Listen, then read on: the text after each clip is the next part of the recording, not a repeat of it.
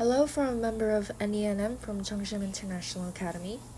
I will continue on explaining Chapter 11 of the AP Microeconomics curriculum. Today I'll be talking about rival and excludable goods and the tragedy of the commons. In AP Microeconomics, there is a term called the rival and excludable goods. Rival goods mean that one person using it impairs another person using it. So once you use the good, it's gone. Excludable goods mean that you can stop someone from using it. So for example, not everyone has access to the goods that you are using. We will look at this in more detail with examples. So let's look at the first box. Rival and excludable goods. What kind of products can be included in rival and excludable goods? So once you use it, it's gone, and not everyone has access to it. So we have two examples, clothing and bananas. Clothing, once you wear it, no one else can wear that. Bananas, once you eat it, no one else can eat your banana. They have to get something else. They have to get another banana, and the bananas are not infinite. Once you eat it, it's gone, and the more you eat it, the less bananas there are in the world. And it's excludable because it doesn't have access to everyone.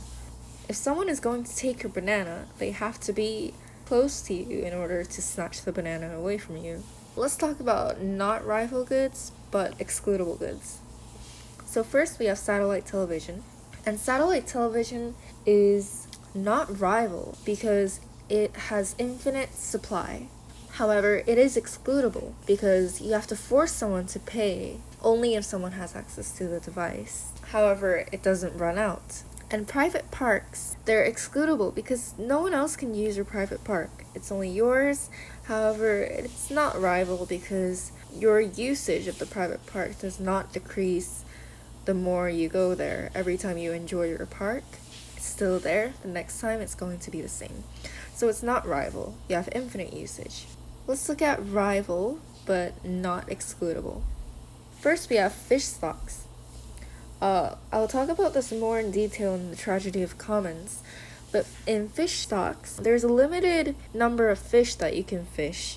However, it's not excludable because everyone can use a pond, everyone can go grab a fishing rod and fish their fish, but that doesn't mean that the number of fishes don't decrease.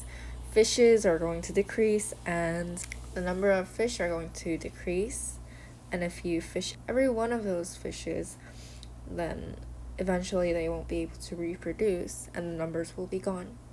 Second, we have timber.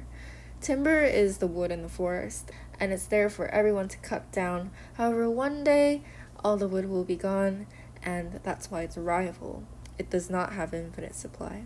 Fresh water is rival because water keeps decreasing, especially fresh water, and that's why we need to be careful about using too much fresh water. However, it's not excludable because everyone has access to fresh water as long as they live in a clean environment. And lastly, we will look at the last box, not rival and not excludable. These are specifically called public goods. For example, air. Air does not decrease and everyone has access to it. And national defense. Once they're in a country, everyone has the opportunity to receive national defense, and it is not rival and not excludable. Everyone can use it with infinite usage. So these are called public goods.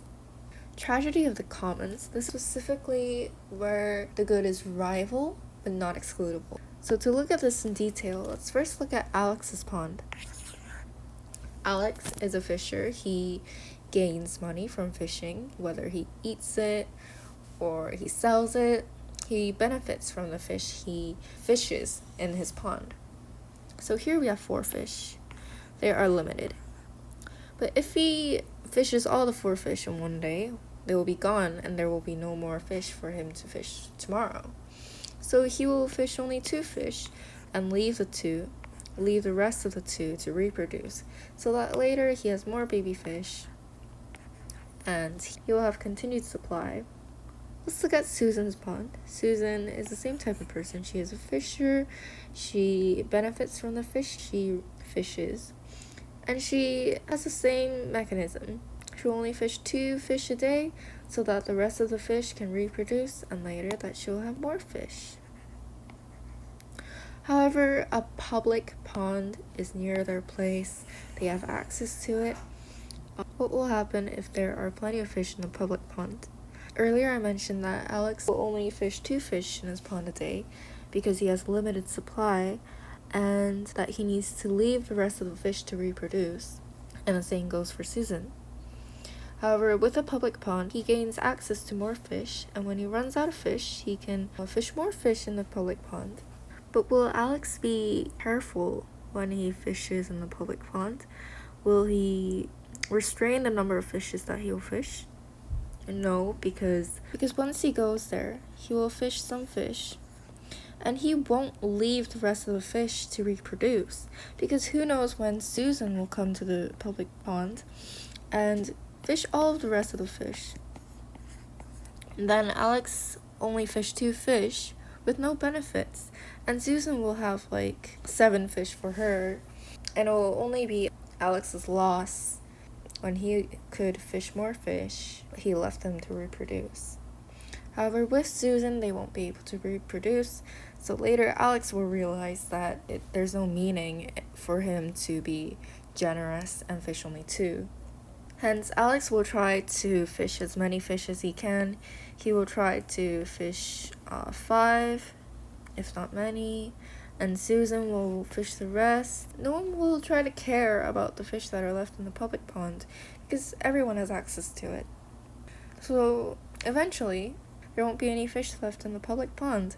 And this is called the tragedy of the commons, because once a good is common, its rivalry is no longer their priority anymore, which is tragic.